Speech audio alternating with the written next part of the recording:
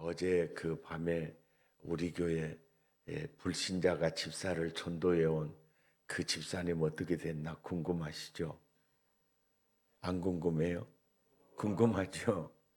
예, 수술이 잘 돼서 살아났는데 나를 보더니 최기하 대통령이라고 하는 거예요. 오메 어찌할 수 없고. 근데 그 증상이 한 2주일 가더라고요.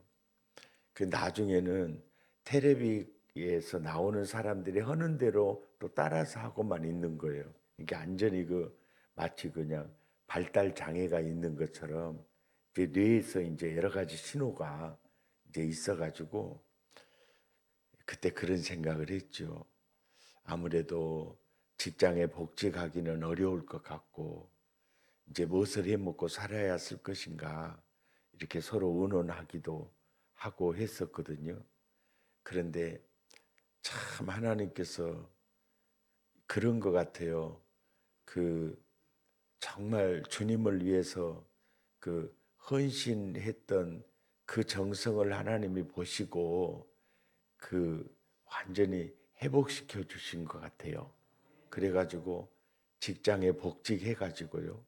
정년퇴임을 하셨어요. 그런데 이제 우리 교회 입장에서 보면 그분의 역할이 얼마나 컸느냐 하면은 우리 교회 역사하고 그분의 신앙생활 역사가 똑같거든요. 예, 똑같은데 이제 그분이 이제 저희 교회가 이제 땅을 빌려서 22평 조립식으로부터 이제 13평 아파트에서 그 다음에는 22평 조립식 남의 땅 빌려서 지어가지고 입당 예배 드리고 그리고 또 그때 땅을 사지 않으면 안 된다는 그런 강력한 그 주님의 이끄심을 느끼고 땅을 위해 기도하고 그리고 이제 땅을 사자고 하니까 그때는 재직에도 없고 주일 낮 예배 끝나고 한 20명이 모여서 토지개발공사에 평당 13만 원짜리 계약금만 내면 할부로도 가능한다 합니다. 그러니까 전두환 정권 시절에 부동산이 완전히 다운돼 있을 때 있었잖아요. 그래가지고 얼마나 땅이 분양이 안 되면은 할부로도 주고 계약금만 내도 죽었어요. 그때 그 목포 상황이 그랬어요. 그래가지고 딱 새로운 아파트를 짓고 있는 입구 소방도로를 끼고 있는 땅이 87평이 딱 뜨본모처럼 나와 있는데 그 땅 사면 참 좋겠더라고요. 그래서 이제 주일 낮 예배 드리고 재직에도 뭣도 없으니까 교인들 다 모여가지고 이렇게 좋은 땅이 있더라고. 나는 막 그냥 열정을 가지고 막 이렇게 설명을 하니까 내 말을 듣는 교인들은 머리가 무거우니까 계속 이렇게 숙여지는 거예요. 설명할수록 대급하게 숙여져요. 그래서 나중에 이제 제 설명 잘 들으셨죠? 이 땅 사는 데 대해서 혹시 다 머리를 숙이고 계시는데 그러면 기권하는 거요? 그랬더니 이러더라고요. 눈 뜨고 보시오. 그러면 다 기권한 거요? 그랬더니 이래요. 그러면 반대한 사람이 있으면 손 한번 들어보시오. 그랬어요. 반대한 사람이 있으면 손 한번 들어보시오. 근데 그때 반대한다고 누가 손 들었어요? 눈 떠서 보시오. 반대한 사람은 하나도 없어. 그리고 자 이제 마지막이요. 찬성한 사람 손 드시오. 그랬더니 다 대급박만 숙이고 있지 아무도 없어. 그래서 찬성한 사람 한 사람이 있어. 그러니까 눈 떠서 보시오. 확인하셔야 했을 것 같소. 그랬더니 딱 나 혼자 들고 있는 거예요. 그러면 이제 다 기권했잖아요. 반대 없잖아요. 찬성 하나 있잖아요. 1대 0으로 결의가 되었습니다. 그래가지고 그거 완전히 야바구식 결의를 한 거예요, 사실은. 그래 놓고는 회계 집사님 저기 해가지고 대구에서 사업하는 여동생한테 돈 계약금 보내주라고 해가지고 가서 계약을 했어요. 그랬더니 일주일 뒤에 아니 우리가 살라간 땅을 왜 사가버렸냐고 누가 왔더라고요. 그래서 어째 뭐가 잘못됐냐 그러니까 아니 내가 출장 갔다 와서 살라고 계약하려고 그랬는데 아이고 목사님 먼저 사가버렸다 그러면서 다른 땅 120평을 줄 테니까 87평을 주래요 자기한테. 근데 그 120평은 거기서 멀지 않은 데거든요. 그러니까 이제 안 한다 그랬어요. 이게 거기서 허작 함께 할 마음이 없더라고요. 근데 이제 우리 교인들은 무슨 생각을 하게 됐느냐면은 아따 그 땅이 괜찮은 땅인가 비어야 이제 이런 생각을 한 거예요. 아따 우리 목사님이 눈깔이 있는 끼니 있는가 비어야 뭐 이런 식으로 해가지고 이제 이제 교회가 됐고 그리고 거기다 옮겨서 지었고 싶은데 지을 이제 잔금을 치러야 되는데 못 치는데 1호동 단위농협에 대부계장이 내가 상립교회 교육전도사 때 그때 쌍둥이 아버지거든요. 그 사람이 이 쌍둥이들이 상기자보다 물에 넣어놓은 것 같이 아주 보통 복잡한 애들이 아니요. 걔들 때문에 내가 고생 많이 했거든요. 그래서 그 끈탑을 잡고 이제 조계장한테 갔더니 씨알도 안 먹혀. 근데 교회도 안 다니는 조합장이 들어가다가 조계장 뭔 일인가 그러니까 아따 개척교회 목사님이 땅을 계약했는데 거기다 예배당 짓고 싶다고 잔금 치러야 된다고 1,000,000원만 대출해 주라는데 깝깝해 죽겠습니다. 이렇게 모시고 들어오게 그러더라고. 들어가서 이제 설명을 했더니 그 조합장이 보증인 2명만 세우면 교회 이름으로는 안 되니까 목사님 이름으로 해가지고 어쩌든지 1,000,000원 대출해 주게 그러더라고요. 그래갖고 이제 그 대출을 받게 됐죠. 근데 희한한 것은요. 그 조합장 예수 안 믿는 사람이거든요. 나중에 그 집 아들이 목사가 된지 아세요? 하여간 그 교회를 돕는 그들이 참 희한한 복을 받더라고요. 그래가지고 거기다가 이제 예배당을 이제 옮겨서 51평을 이제 지었죠.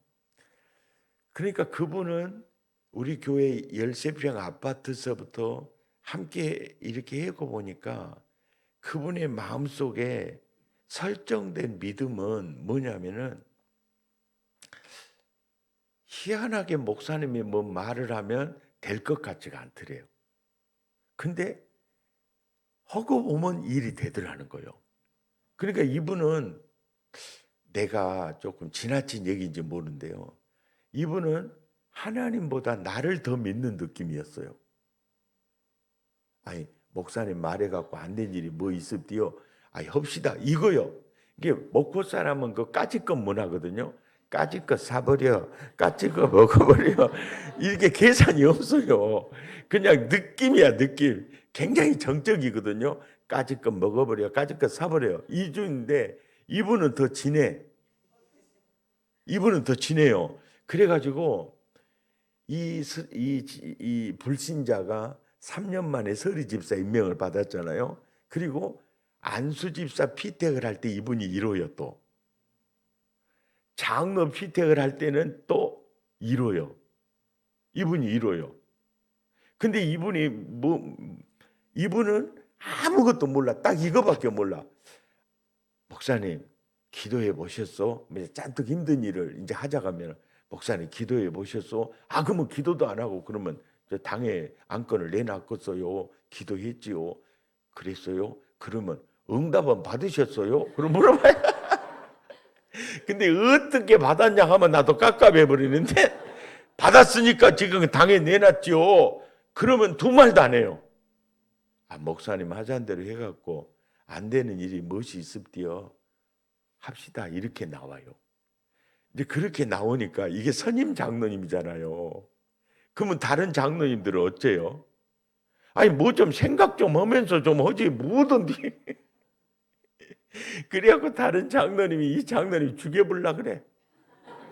그래갖고 이 장로님이 선임 장로님인데 핍박을 많이 당했어요. 응? 그리고 안수 집사님들도 이 장로님을 바보 장로님이라 그래. 왜냐하면 목사님 하자는 대로 한다고. 이제 이렇게 이제 그렇게 하는데 이 장로님은 굉장히 편해요. 그냥 너무 편해. 그러니까 이분의 얼굴에는 항상 행복과 기쁨이 있어요. 근데 어떤 장로님들은요, 내가 할 근시까지 그 사람이 하고 자빠져 있어. 내가 할 근심까지 그러니까 항상 그분은 울고는 없는 박달재고 여기는 계속 노래하는 종달재고 이런 식이에요. 근데 보면은 사실은 그분 낙원으로 이민 가셨거든요. 천국에 가셨어요. 근데 지금 우리 교회 부지 구입하는 거 있잖아요. 이 부지 구입을 하는데 당시에 350명 출석 교인일 때 예산 1년 예산이 약 한 9억 정도 될 때요. 이 땅을 이제 구입을 하는데 1127평이었어요. 1127평을 이제 이렇게 구입을 하는데 우리 힘으로 이 1127평을 구입하는 거는 너무 힘들었어요. 그래서 절반만 나눠서 팔면은 정말 좋겠는데 또 잘라서는 안 판대요. 그래서 도저히 불가능한데 이거 어찌했으면 쓰겠소 했더니 또 그 장로님이 그래. 기도해 보셨소? 예, 했죠. 응답 받았소. 받았습니다. 어떻게 받았소? 이렇게 물어보면 이제 깝깝한데 거기까지는 안 가. 이게 솔찬히 눈치가 있는 사람이야. 그래서 그러면 까짓것 먹어봅시다 그러더라고요. 까짓것 먹어봅시다 그래요. 까짓것 먹어봅시다. 그래가지고 사실은 그 땅을 이제 계약을 했는데 이제 계약금까지는 괜찮아요. 중도금부터가 이제 문제거든. 그런데요. 희한하게 중도금이 해결이 되고요. 잔금은 담보로 이제 은행 담보로 잔금은 이제 해결이 되어버린 거예요. 그래가지고 이제 그 넓은 땅에다가 이 예배당을 또 짓고 싶더라고요. 그랬더니 또 이제 우리가 목숨 걸고 들으면 연건병 1,500평은 짓겠더라고요. 그랬더니 이분이 이제 그 설계사가 와가지고 이렇게 하는 거예요. 앞에 주차장을 공원처럼 단장을 하고 이 주차장을 지하 한 740평을 파가지고 지하 주차장을 하면은 너무 좋겠다고 하면서 거기가 매립지니까 원래 주차장을 넣지 말자고 했거든요. 공사비 많이 드니까. 그러니까 그러면 쓰겠다고 했는데 이 설계사가 와가지고 고개를 짜부뚱 하면서 아따 나무로 치면은 뿌리 없는 나무 같아 갖고 막 이러고 짭짭하면서 지하실 1층에 주차장을 넣고 앞에 공원으로 하면은 너무 좋겠다는 식으로 얘기를 하니까 나는 이제 돈 생각이 나갖고 아따 누구는 뭐리요 이것이 어떻게 그러지 그러고 앉아 있는데 이 선임 장로님이 까짓 거 그럽시다 해버린 거야 이제. 그러니까 내가 아니 장로님 돈 생각하셔 그러면은 그 장로님이 나한테 목사님 입을 찢어야 쓰겠어 이렇게 나오잖아 이제. 그러니까 이제 말도 못하고 그때 이제 내가 결단을 한 게요. 하나님 이 건물 짓는 건 이제 우리 손을 떠나갔습니다. 이제는 우리 손 떠나갔습니다. 나는 하나님이 예배당 어떻게 지어가는지 저는 보고만 가겠습니다. 그렇게 해서 이제 3,393평 예배당을 짓게 된 거예요. 그리 짓는데 얼마나 머리가 무거웠던지요. 장로님들, 건축위원들 주일 저녁 예배만 드리면요, 약 2년 동안 유달산 꼭대기에 올라가서 산기도를 했어요. 여러분, 기도가 하는 일이 어마어마하게 크더라고요. 그 산기도를 하는데 봄에도 올라가기 쉬워요. 여름에도 시원하기 좋거든요. 겨울에 눈 오면 올라가기 힘들거든요. 그러니까 기어서 올라가. 그래 올라가서 그러면 그래, 아니 목사님 이렇게 힘든디, 예배당에서 기도해도 기도하는 집이니까 들어줄 것인데, 아니 뭐든지 이렇게 유달산 꼭대기까지 올라가요. 나도 할 말이 없더라고. 그래서 집사님 보시오, 우리 예배당은 저 밑에가 있고 유달산 꼭대기가 지금 목포에서 제일 높아. 그러니까 하나님 제일 가까운 자리에 간 거예요 지금. 전지하신 하나님 다 아는데 이렇게 말할 수도 있는데, 이게 이제 뭐냐면 너무 힘드니까, 무거우니까, 너무 머리가 무거우니까 그냥 그냥 그렇게 기도를 한 거죠. 근데 공사 중단이 없이 마무리가 됐어요. 그리고 아까 내가 입술의 권세 얘기했잖아요. 돈이 움직인다는 거 얘기했잖아요. 그 돈이 움직여요. 다른 교회에 다니는 자매인데 시집 가려고 농지기 준비해 놓은 거 있죠. 그것도 갖다가 건축금을 했다. 근데 그 교회 담임 목사님은 우리 교회 크게 짓는다고 계속 설교하면서 조젠 사람이야. 근데 그 자매는 우리 교회 갖다가 헌금해 줘. 목포 시내 장로님들도 굉장히 헌금을 많이 해줬습니다. 목사님, 이 교회가 이 목포의 희망입니다. 그러면서 막 해줬거든요. 근데 평생 지금도 누가 나한테 물어보면은 평생 못 잊을 동역자가 누굽니까? 그러면 그 장로님이에요. 지금도 보고 싶어요. 정말 보고 싶어요. 지금도 그분이 보고 싶어요. 그리고 그분은 항상 행복해요. 걱정이 없어. 예. 여러분 이제 교회 섬기다가 보면은 목사님 생각하고 내 생각하고 안 맞을 때도 있어요. 설교도 그러고 안 맞을 때가 있습니다. 안 맞을 때가 있으면 여러분 스스로가 어떻게 추스리면 최고로 좋냐면, 한번 따라서 합시다. 약은 약사가, 진료는 의사가, 목회는 목사가 하지.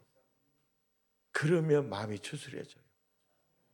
아멘입니까? 괜히 그러면서 주님이 어떻게 일하시는가를 이렇게 보면 돼요. 아멘이죠. 이게 보면 돼요. 예. 교회에 원로 목사님이 계시는 게 꼭 할아버지가 있는 것처럼요, 그것도 행복한 일이에요. 그리고 담임 목사가 저렇게 낯짝이 좋잖아요. 일단은 그죠? 우리 고향에서는 낯짝이라고도 안 해, 쌍판이라고도 해. 웃으면 복이 오거든요. 사람은 표정이 정말 중요하다고. 그것도 이름도 창대에다가. 그리고 하나님이 성은교회를 위해서 우리 서홍종 목사님을 준비했고요. 그 다음에는 김창대 목사님을 준비했잖아요. 할렐루야. 그러니까 정말 그 두 분의 보석 같은 목사님을 모시고 우리가 다음 세대를 일으키면서 우리가 열심히 살아가면 이 교회요, 부흥됩니다. 잘 됩니다. 아멘입니까? 그리고 평생에 있잖아요, 교회 부흥된 것처럼 행복한 일이 없습니다. 예, 아멘이죠. 그게 행복한 일이 없어요. 오늘은 제가 이 다니엘서를 통해서요, 아놀드 토인비라는 사람이 역사가로서 세계 최고의 권위자입니다. 아놀드 토인비. 그 영국의 그 역사학자인데 그분이 그 역사에 그분의 책이 12권이 이 전집이 있는데 또 3권짜리도 있고 그러거든요.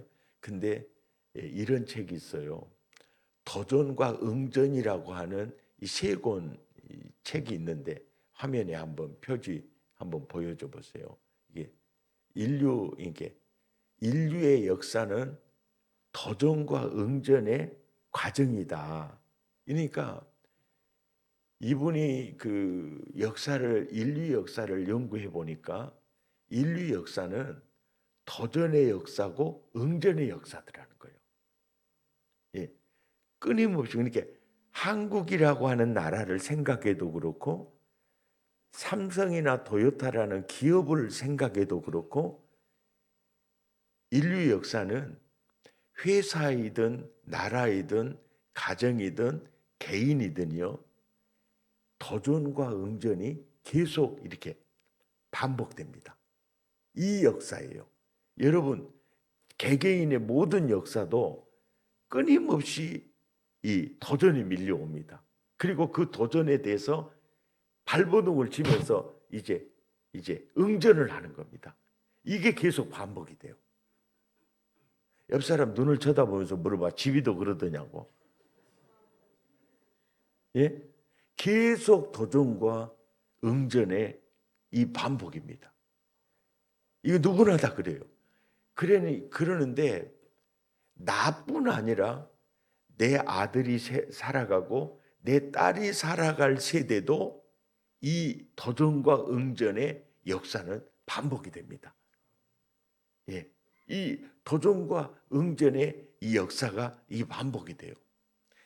그러니까 나도 그렇고 우리 자녀들도 그렇고 우리가 부모로서 꼭 가르쳐 줘야 될 것이 있다면은 어떻게 응전할 것인가예요.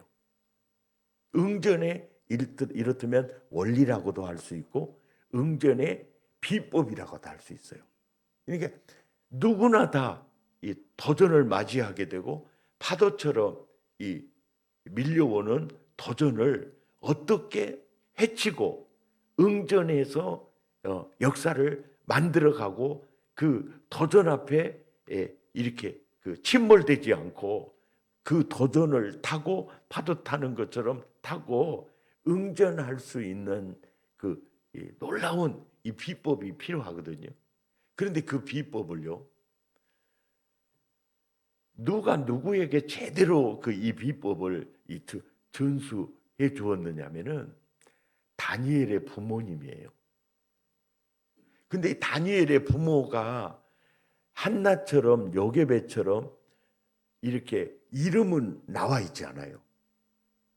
어느 지파의 누구이고 이건 나와 있지 않아요.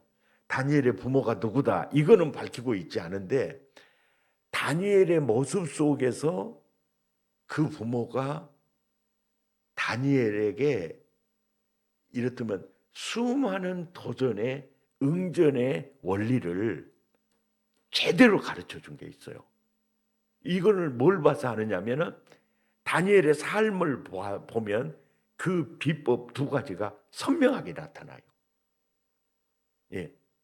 그러니까 그 부모가 그 언제까지 다니엘을 키웠느냐면은 아마 지금 유대인들이 생각을 하는 유대인들은요, 자녀 교육을 책임을 지되 몇 살까지 교육을 하고 끝내냐면 성인식 하기 전까지 교육을 하고 끝냅니다. 그 다음부터는 이제 네가 선택을 하고 네가 결정을 하고 네가 네 인생을 살아간다. 이게 성인식과 동시에 자녀의 인격을 완전히 독립시키면서 이 존중을 해줍니다. 근데 왜 13살 때 성인식을 하는가? 이런 것을 유대인들이 다니엘이라든지 여러 이제 인물들을 연구하면서 이제 체득된 것 같은데 다니엘도 아마 13살 정도 아마 그쯤에 바벨론에 이렇게 포로로 이렇게 잡혀간 건 아닌가. 이제 그 시점을 잡은지도 모르겠어요. 근데 그 부모가 이렇게 가르쳐요. 다니엘아, 네가 세상을 살아나가는 과정에는 네가 전쟁이라고 하는 도전을 만날 수도 있을 거다. 또 전쟁에 의해서 나라가 망하는 그런 일도 너에게 벌어질 수 있을 거다. 또 네가 직장 생활을 할 때 직장 동료들이 너를 쓸어버리려고 음모를 꾸밀 때도 있을 거다. 어떤 때는 황제가 너를 죽이려고 할 때도 있을 거다. 그러니까 다양한 도전이 네 앞에 놓이게 될 때 응전의 비법, 응전의 원리 딱 이 두 가지입니다. 그 두 가지, 이 두 가지예요. 누구에게나 이게 필요한 응전의 원리 두 가지거든요. 한번 따라서 합시다. 하나님, 나는 하나님 아니면 안 됩니다. 그래서 오른손으로 너는 어떤 경우도 하나님의 손 놓으면 안 된다. 어떤 경우도 하나님을 포기해서는 안 된다. 하나님의 손 어떤 경우도 놔서도 안 된다. 힘들수록 더 강하게 붙잡아야 된다. 아멘입니까? 따라서 하나님, 나는 하나님 아니면 안 됩니다. 오른손으로 오직 하나님의 손만 붙잡고 살아야 된다. 어떤 도전이 와도 너를 이길 자가 없을 거다. 이거를 이제 가르쳐요. 그래서 다니엘서를 보면요, 1장에는 황제의 우상의 제물을 통해서 음식을 공급해 주면서 우상의 아들화시키려는 작업에 들어가거든요.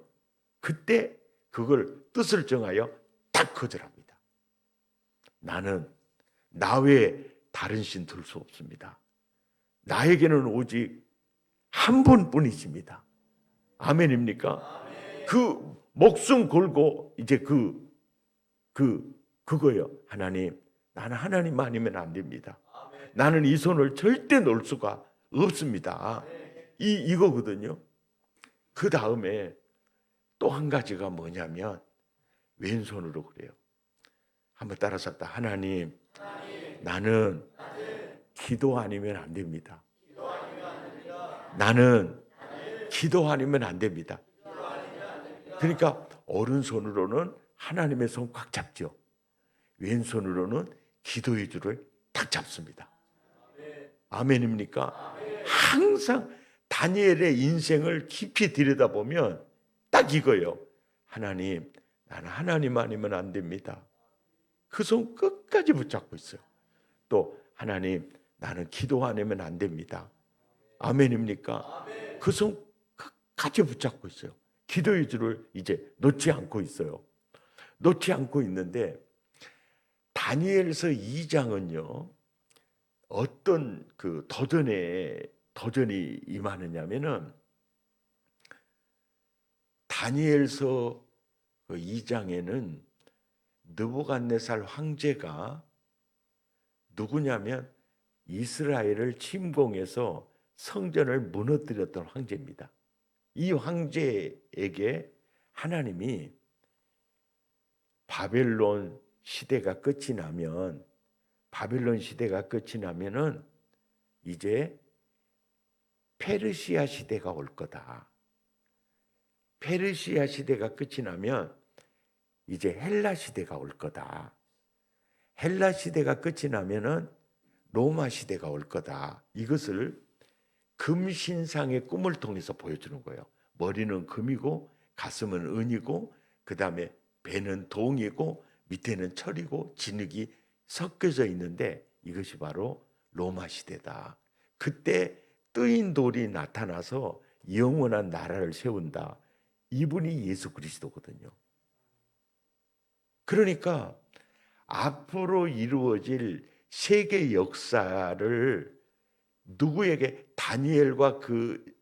다니엘에게 보여주기 위해서 사실은 누구에게 보여주느냐면 꿈으로 황제에게 보여주고 황제는 그 꿈을 꾸고 이 꿈이 예사롭지 않다는 것을 알아요. 그리고 박사와 박수와 술객들에게 그 꿈과 해몽을 하라고 했는데 그것을 해몽할 자가 아무도 없으니까 13절 보세요. 시작. 왕의 명령이 내림에 지혜자들은 죽게 되었고 다니엘과 그 친구들도 죽이려고 찾았더라. 그러니까 다니엘과 그 친구들이 국비 장학생으로요 박사 학위를 받고 졸업한 그 시점이 바로 이 시점이에요. 그러니까 아니 내 밥 먹고 공부한 박사들이 그 꿈도 해몽을 못하면 그 밥값도 못하니까 다 죽여. 그래서 박사와 박사 술객들을 다 죽이라고 명령을 해서 군병들이 이제 죽이려고 이제 찾기를 시작을 하는 거예요. 그럴 때 17절 보세요. 시작. 이에 다니엘이 자기 집으로 돌아가서 그 친구 하나냐와 미사일과 아사랴에게 그 일을 고하고 하늘에 계신 하나님이 이 은밀한 일에 대하여 불쌍히 여기사 다니엘과 친구들이 바벨론의 다른 지혜자들과 함께 죽임을 당하지 않게 하시기를 그들로 하여금 뭐하게 합니까? 뭐하게 합니까? 구하게 하는 거예요. 따라서 합니다. 답은 하나님, 방법은 기도. 아멘입니까? 그리고 따라서 합니다. 오른손으로 목을 잡으시고 하나님 목숨만 살려주세요. 이 지금 확신 기도가 시작이 된 거거든요. 이제 이 기도가 이제 시작이 됐는데 자 20절 보세요. 시작. 다니엘이 말하여 이르되 영원부터 영원까지 하나님의 이름을 찬송할 것은 지혜와 능력이 그에게 있음이로다. 19절입니다. 시작. 이에 이 은밀한 것이 밤의 환상으로 누구한테 다니엘에게 나타나 보임에 다니엘이 하늘에 계신 하나님을 찬송하니라. 할렐루야. 이제 응답이 왔는데요. 2장 46절을 보시면 이 성경을 보고 제가 너무너무 놀랐어요. 이에 느부갓네살 황제가 누구한테 엎드려 절하고 있습니까? 다니엘한테 엎드려 절하고 있는 거예요. 그러니까 이런 생각이 딱 드는 거예요. 기도하니까 기도 앞에 황제도 엎드리네. 그잖아요. 이 말씀이 이제 딱 떠오르면서 이제 딱 떠오르는 생각이 뭐냐면 제가 중학교 2학년 때 병들어서 죽어져 가다가 주님 만나고 그랬잖아요. 그러더니 나중에 보니까 나를 죽이려고 밀려왔던 질병이요. 그때 사실은 내 앞에 엎드렸거든. 그러니까 이제 그런 나의 체험이 이렇게 생각이 되면서 기도 앞에 황제가 엎드리는 거 쉬운 일이 아니잖아요. 근데 어머머 내가 중학교 2학년 때 내 인생에 가장 추울 때 내 기도 앞에 질병이 엎드렸잖아요. 그러니까 이 역사는 지금도 반복되는 역사네. 이 확신이 든 거예요. 이 확신이 드니까 여러 도전이 이제 밀려오잖아요. 여러 도전이 밀려오면 대부분 기도 앞에요. 경제 문제든 질병 문제든 사람이든요. 다 엎드리더라고요. 이걸 보여주는 거예요. 설교는 듣고 계십니까? 여러분을 가장 힘들게 하는 도전, 여러분을 가장 괴롭히는 도전, 무엇이든지 간에 기도 앞에 느부갓네살 황제가 엎드리는 이 역사적 사건을 다니엘이 기록을 하는 이유는 자기 이래봬도 황제가 나한테 절했어 자랑하기 위한 게 아니고 이 글을 읽는 모든 독자들에게 여러분도 끊임없는 도전을 맞이하게 될 겁니다. 따라서 방법은 기도, 답은 하나님, 기도 앞에 황제도 엎드립니다. 아멘입니까? 이것을요, 현상학적으로 그림을 그려서 지금 보여주고 있는 거예요. 이 말씀으로 승리하시기를 바랍니다.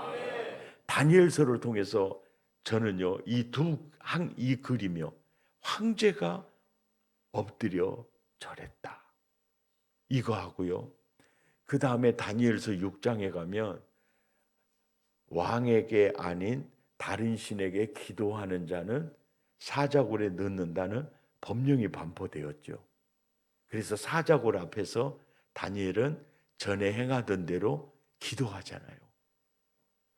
그래서 결국은 그건 법령에 따라서 사자굴에 들어갔잖아요.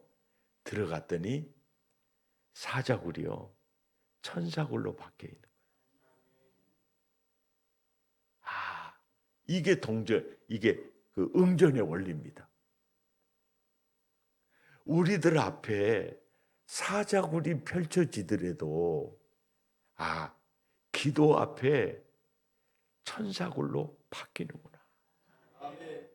이 말씀을 저는 개인적으로 붙잡았습니다.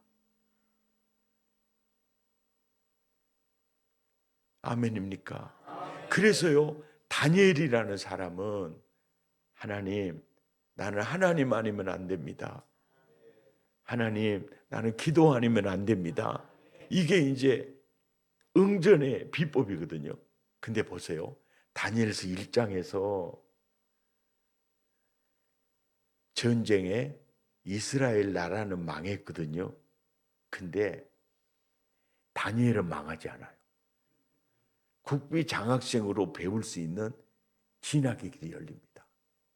나중에 바벨론이라는 나라가 메디아 페르시아의 연합국에 의해서 망하거든요.